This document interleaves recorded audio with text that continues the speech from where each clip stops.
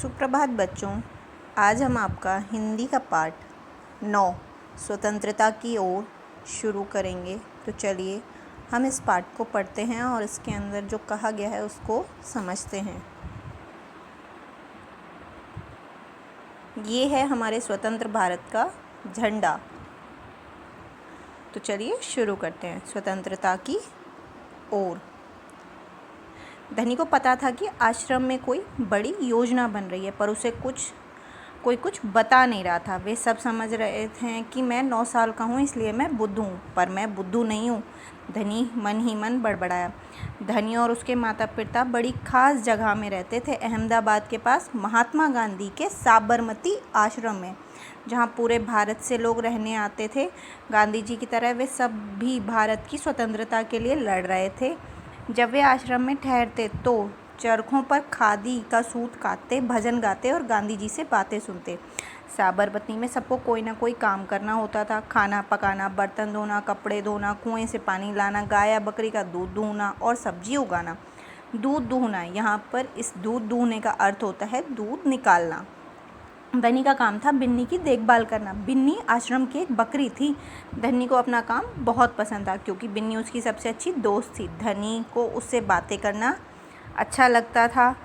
उस दिन सुबह धनी बिन्नी को हरी घास खिलाकर उसके बर्तन में पानी डालते हुए बोला, कोई बात ज़रूर है बिन्नी। वो सब गांधी जी के कमरे में बैठकर बातें करते हैं।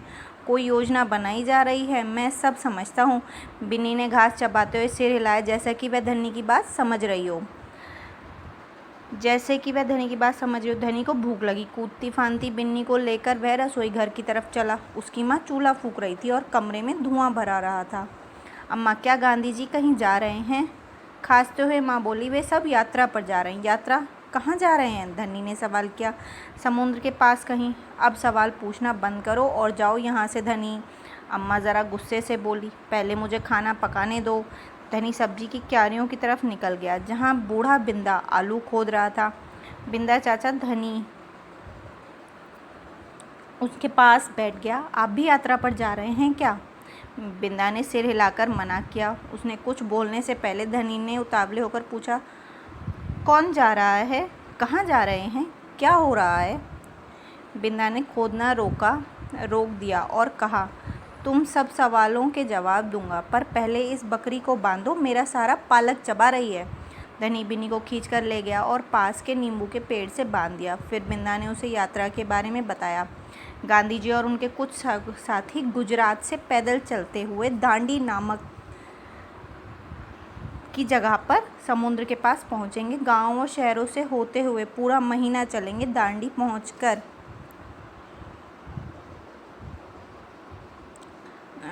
पहुंचकर वे नमक बनाएंगे। नमक? धनी चौंक कर उठ बैठा। नमक क्यों बनाएंगे? वह तो किसी भी दुकान से खरीदा जा सकता है। हाँ, मुझे मालूम है, बिंदा हंसा, पर महात्मा गांधी जी की एक योजना है। यह तो तुम्हें पता ही है कि वह किसी की बात का विरोध में ही यात्रा करते हैं या जुलूस निकालते हैं, है ना? हाँ, बिल्कुल सही, मैं जानता हूँ। वे ब्रिटिश सरकार के खिलाफ सत्याग्रह के जुलूस निकालते हैं, जिससे उनके खिलाफ लड़ सकें और भारत स्वतंत्र हो जाए। पर नमक को लेकर विरोध क्यों कर रहे हैं? यह तो समझदारी वाली बात नहीं है। बिल्कुल धनी, क्या तुम्हें पता है कि हमें नमक पर कर देना पड़ता है? कर का अर्थ होता है टैक्स। आपने सुना होगा न्यूज़ में कि टैक्स भरते हैं। हमारे जो घर पे बड़े हैं, जो जॉब करते हैं, वो लोग सरकार को पैसे देते हैं, टैक्स देते हैं, जिससे हमारे लिए सड़कें बनती हैं या और भी हमारी सुविधाओं का सरकार ध्यान रखती है। तो उसको, टैक्स को हिंदी में कहते हैं कर देना, कर। अच्छा, धनी हैरान रह गया। नमक की ज़रूरत सभी को है, इसका मतलब कि हर भारतवासी, गरीब से गरीब भी यह कर देता है। बिंदा चाचा ने आगे समझाया, लेकिन यह तो सर अन्याय है। धनी की आंखों में गुस्सा था। हाँ, यह अन्याय है। इतना ही नहीं, भारतीय लोगों को नमक बनाने की मनाही है। महात्मा जी ने ब्रिटिश सरकार को कर हटाने को कहा, पर उन्होंने यह बात ठुकरा दी। इसलिए उन्होंने निश्चय किया कि वे दांडी चलकर जाएंगे और समुद्र के पानी से नमक बनाएंगे। 1 महीने तक पैदल चलेंगे। धनी सोचकर परेशान हो रहा था। गांधी जी तो थक जाएंगे। वे दांडी बस या ट्रेन से क्यों नहीं जा सकते, क्योंकि यदि वे इस लंबी यात्रा पर दांडी तक पैदल जाएंगे तो एक खबर फैलेगी, अखबारों में फ़ोटो छपेगा, रेडियो पर रिपोर्ट जाएगी और पूरी दुनिया के लोग यह जान जाएंगे कि हम अपनी स्वतंत्रता के लिए लड़ रहे हैं और ब्रिटिश सरकार के लिए बड़ी शर्म की बात होगी। गांधी जी बड़े ही अक्लमंद हैं ना। धनी की आंखें चमकी। बिंदा ने हंसकर कहा, हाँ वह तो हैं ही। अच्छा। धनी अपने पिता को ढूंढने निकला। वह एक पेड़ के नीचे बैठकर चरखा काट रहे थे। पिताजी, क्या आप और अम्मा दांडी यात्रा पर जा रहे हैं? धनी ने सीधे काम की बात पूछी। मैं जा रहा हूँ, तुम और अम्मा यहीं रहोगे। मैं भी आपके साथ चल रहा हूँ। बेकार की बातें मत करो धनी, तुम इतनी लंबी यात्रा पर नहीं चल पाओगे। आश्रम के नौजवान ही जा रहे हैं। धनी ने हट पकड़ ली। मैं 9 साल का हूँ और आपसे तेज दौड़ सकता हूँ। धनी के पिता ने चरखा रोककर बड़े धीरज से समझाया, सिर्फ वे लोग जाएंगे जिन्हें महात्मा जी ने खुद चुना है। ठीक है, मैं उन्हीं से बात करूँगा। और ऐसा कह के वो वहाँ से चला गया। अब धनी सोच में पड़ गया कि महात्मा जी तो व्यस्त रहते हैं, अब मैं उनसे कैसे बात करूं। तो उसे लगा कि हर रोज़ सुबह को वे आश्रम में पैदल घूमते हैं, अगले दिन जब वो पैदल घूमेंगे तब मैं उनसे बात कर लूँगा। अगले दिन जैसे ही सूरज निकला, धनी बिस्तर छोड़कर गांधी जी को ढूंढने निकला। वे गौशाला में गायों को देख रहे थे। फिर वे सब्जी के बगीचे में मटर और बंद गोभी देखते हुए बिंदा से बात करने लगे। धनी और बिन्नी लगातार उनके पीछे पीछे चल रहे थे। अंत में गांधी जी ने अपनी झोपड़ी की ओर चले। बरामदे में चरखे के पास बैठकर उन्होंने धनी को पुकारा, यहाँ आओ बेटा।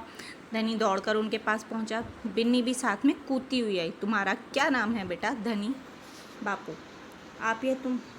यह तुम्हारी बकरी है? जी हाँ, यह मेरी दोस्त बिन्नी है जिसका दूध आप रोज़ सुबह पीते हैं।